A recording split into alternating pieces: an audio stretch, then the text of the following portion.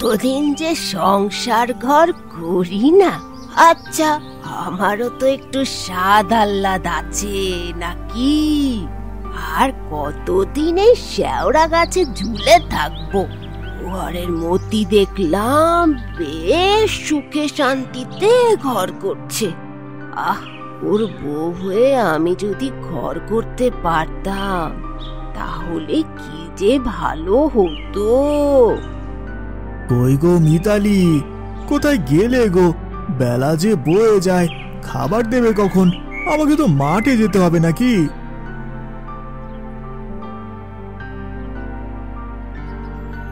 এই নাও তোমার খাবার। ঘরে কিন্তু চাল বাড়ন্ত, যা ছিল তাই দিয়ে এখন রান্না করলাম। বিকালে তুমি কাজ শেষে আসার সময় চাল কিনে আনবে। ঠিক আছে। মেয়েটা কই? দেখছি না যে। কোথায় আর থাকবে? দেখো গিয়ে এই বাড়িতে ও বাড়িতে টোটো করে বেড়াচ্ছে। আচ্ছা, আমি তাহলে গেলাম। মতি চলে যায়। হাঁটতে হাঁটতে সে ডাইনির সেই গাছটার নিচ দিয়ে চলে যায়। ডাইনি উপর থেকে মতিকে দেখে।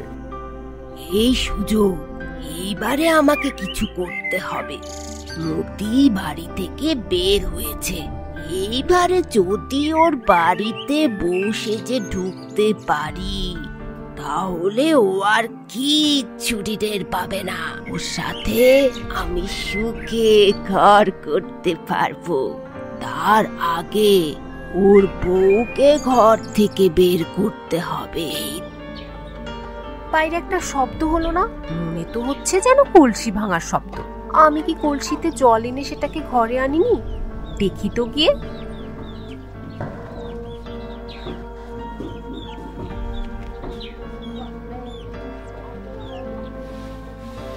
মিতালি বাইরে এসে দেখে উঠানে একটা কলসি ভেঙে পড়ে আছে। ও মা, সত্যি তো একটা কলসি, কিন্তু এটা তো আমার কলসি না। তাহলে কি করে আমাদের এই উঠানে এলো? কে আবার ভেঙে দিয়ে গেল? দেখতে হচ্ছে তো বিষয়টা।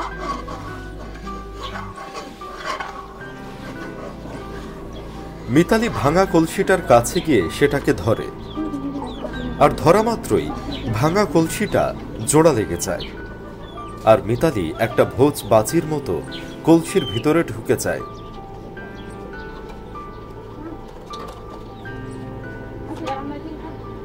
এরপরে ডাইনি উঠানে নেমে আসে। কাজ শেষ। এইবারে আমি মতির বউ হয়ে আমি করব সুখের সংসার, আর ওর বউ থাকবে কলসি বন্দি।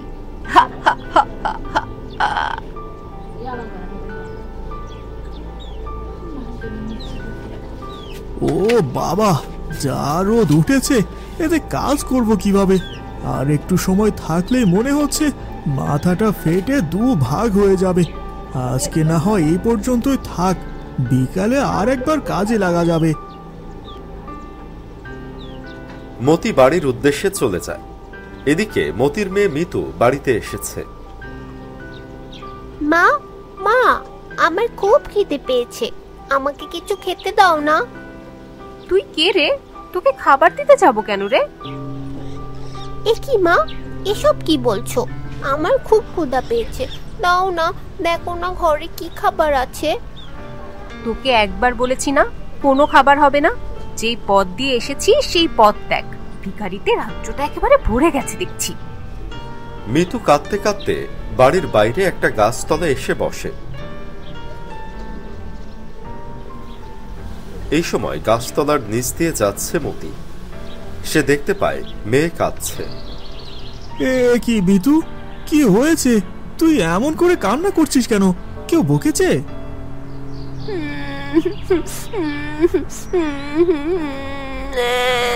বাবা। কি? আমার মেয়েকে বকেছে? কে বকেছে শুনি? হ্যাঁ বাবা, মা বকেছে। মা আমাকে বাড়ি থেকে বের করে দিয়েছে। ও, তোর মা বকেছে? তাহলে তো নিশ্চয়ই কোনো বদমাশি করেছিলি, তাই না? তা না হলে তো এমনি এমনি বকবে না আর বের করে দেবে না। না বাবা, আমি কোনো বদমাইশি করিনি। আমি তো বাইরে থেকে এসে মাকে বলেছিলাম যে আমার খুব ক্ষুধা পেয়েছে। তো কি হলো, খাবার খাসনি? মা আমাকে খাবার দিল না। আমি অনেকবার চাইলাম, কিন্তু মা দিল না। উল্টো আমাকে বকুনি দিয়ে বের করে দিল। বলল ভিখারিতে নাকি রাজ্য ছেয়ে গেছে। আচ্ছা বাবা, বলো আমি কি ভিখারি? এসব কি বলছিস মা? তুই ভিখারি হতে যাবি কেন? আচ্ছা কাঁদিস না মা, তোর মা এমন কথা কেন বললো বুঝতে পারলাম না। মেয়েটাকে খাবার না দিয়ে শুধু শুধু বকুনি দিল। চল তো দেখি আমার সাথে। মতি তার মেয়েকে নিয়ে বাড়ির দিকে যায়। এদিকে ডাইনি দিব্যি বাড়ির বিছানায় শুয়ে পা নাড়াচ্ছে। আহা, কি শান্তি! এই না হলে জীবন। এই ঘরে স্বর্গ রেখে আমি ওই শ্যাওড়া গাছে বসে মশা মারতাম। যাক, একবার যখন এসে পড়েছি তখন আর যাচ্ছি না। বাকি জীবনটা এই বাড়িতেই কাটিয়ে দেব। এই সময় বাইরে থেকে মতির ডাক আসে। মিতালি, এই মিতালি, কি হলো শুনতে পাচ্ছ না? এই মিতালি, মিতালি।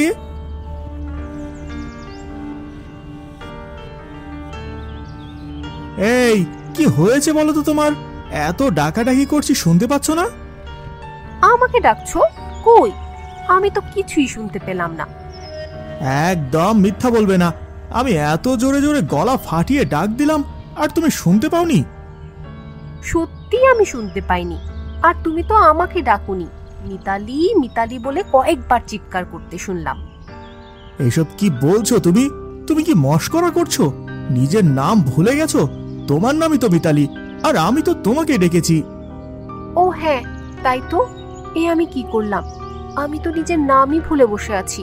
আচ্ছা, এই মেয়েটাকে তুমি নিয়ে এসেছো কেন? কিছুক্ষণ আগে খাবার চাই খাবার চাই বলে অনেক সময় কানের কাছে ঘ্যান ঘ্যান করছিল। বাবা, মায়ের মাথাটা মনে হয় সত্যি সত্যি খারাপ হয়ে গেছে। দেখো, আমাকেও চিনতে পারছে না। মিতালি, ও আমাদের মেয়ে মিতু। তুমি কি ওকেও চিনতে পারছো না? ভুলে গেছো? মেয়েটা তোমার কাছে খাবার খেতে চাইলো আর তুমি ওকে বকুনি দিয়ে বের করে দিলে। আচ্ছা তোমার কি হয়েছে বলো তো? না মানে আমার শরীরটা না কেমন যেন লাগছে, বুঝলে। আমি একটু বাইরের হাওয়া বাতাস খেয়ে আসি। দেখলে না মাথাটা কেমন বিগড়ে গেছে। দেখেছো বাবা, মা কেমন যেন করছে, কেমন যেন পাল্টে গেছে। আমাকেও চিনতে পারছে না, এমনকি নিজের নামটাও না। আচ্ছা, নিজের নামও কি এমন করে কেউ ভুলে যায়? একা একা অনেক কাজ করে তো, তাই হয়তো একটু এলোমেলো হয়ে গেছে। একটু বিশ্রাম নিলে সব ঠিক হয়ে যাবে। আয় মা, আমরা এখন একসাথে খাওয়া দাওয়া করি।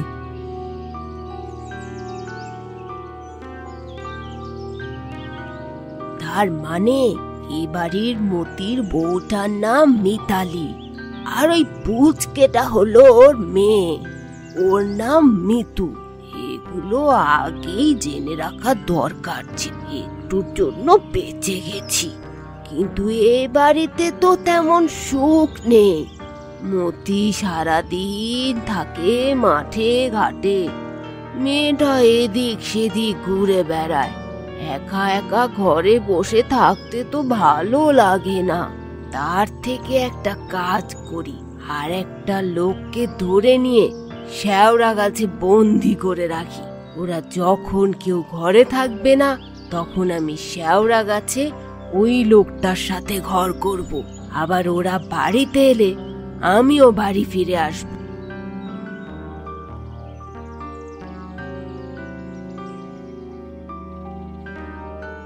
মতির বাড়ির পাশে সিধু নামে একটা লোক বাস করত।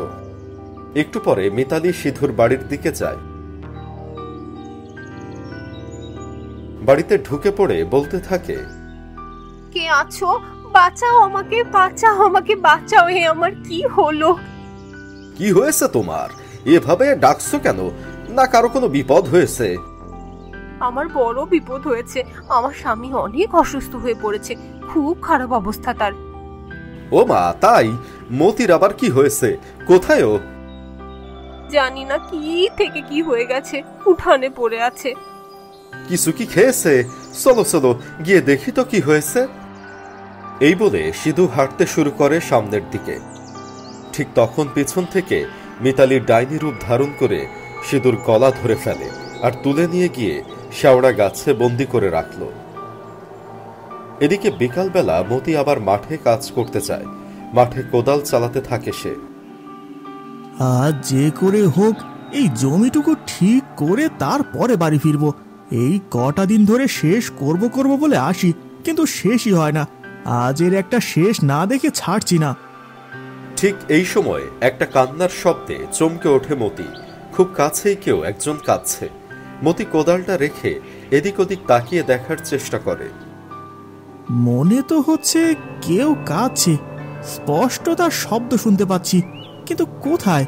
কোথাও তো কাউকে দেখতে পাচ্ছি না। শেষ পর্যন্ত কি আমার কান দুটাও খারাপ হয়ে গেল? সব তো ঠিকঠাকই শুনলাম, কিন্তু এই কান্নার শব্দটা কি ভুল শুনলাম? হবে হয়তো।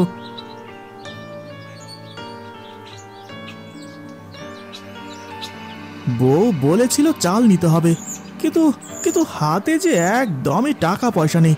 এখন কি করি? হ্যাঁ, একটা কাজ করি। সিধু দাদার কাছে গিয়ে দেখি কিছু টাকা পাই কিনা। আপাতত সেই টাকা দিয়েই না হয় বাজার করে নিয়ে যাব। মতি সিধুর বাড়ির দিকে চলে যায়, কিন্তু বাড়ির সামনে গিয়ে অনেকবার ডাকাডাকি করেও কোনো সাড়া শব্দ পেল না। শেষে বাড়ির ভিতরে ঢুকে পড়ল, কিন্তু তাতেও কোনো লাভ হলো না। বাড়ির কোথাও সিধু নেই। গেল কই? এমনিতে তো দাদা সব সময় বাড়িতেই থাকে, কিন্তু কিন্তু আজ দেখছি না কেন? আবার কোনো বিপদ হলো না তো? আরে আরে এটা কি? এ তো মনে হচ্ছে আমার মিতালির শাড়ির টুকরা, কিন্তু এটা এখানে কিভাবে এলো? আমার মাথায় তো কিছুই ঢুকছে না। কি হচ্ছে এসব? যাই, আজ আর বাজার করা হবে না, বাড়িতে ফিরে যাই। বাকিটা কাল দেখা যাবে।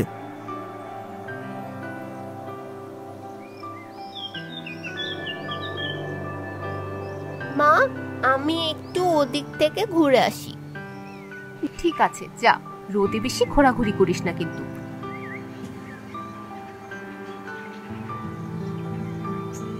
এই সুযোগ, এইবার আমাকে শেওড়া গাছে যেতে হবে। সেখানে একজন আমার অপেক্ষা করছে হয়তো। হে, কি মজা, কি মজা! আহারে, বেচারা সে কাল থেকে না খেয়ে আছে। যাই, দেরি না করে তাড়াতাড়ি বেরিয়ে পড়ি।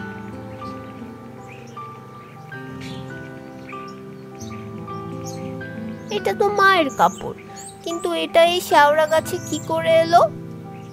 মিতু গাছের উপরে তাকাতেই দেখতে পেল একটা ডাইনি তার মায়ের কাপড় পরে গাছের ডালে বসে আছে, আর তার পাশে অজ্ঞান অবস্থায় বসে আছে পাশের বাড়ির সিধু। মিতু কাপড়টার একটা জায়গায় ছেঁড়া দেখতে পায়।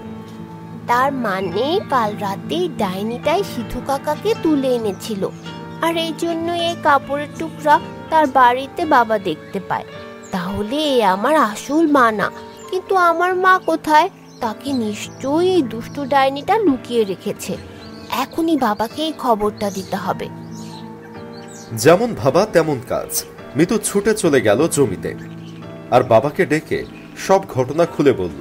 সব শুনে মতি বেশ চিন্তায় পড়ে গেল। এখন উপায়? তোর মাকে কিভাবে ফিরিয়ে আনবো? এই দুষ্টু ডাইনি তাকে কোথায় লুকিয়ে রেখেছে কে জানে।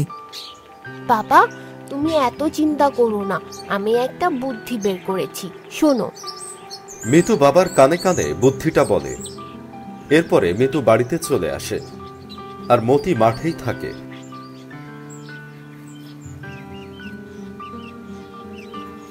এদিকে ডাইনিটা ততক্ষণে বাড়িতে ফিরে এসেছে। মিতু গিয়ে তাকে বলে, জানো মা, একবার সিধু কাকা বলেছিল আমাদের জমির পাশে শেওড়া গাছে নাকি একটা ডাইনি থাকে। কি বলছিস আবোল তাবোল? ডাইনি বলে আবার কিছু হয় নাকি? হ্যাঁ মা, সত্যি।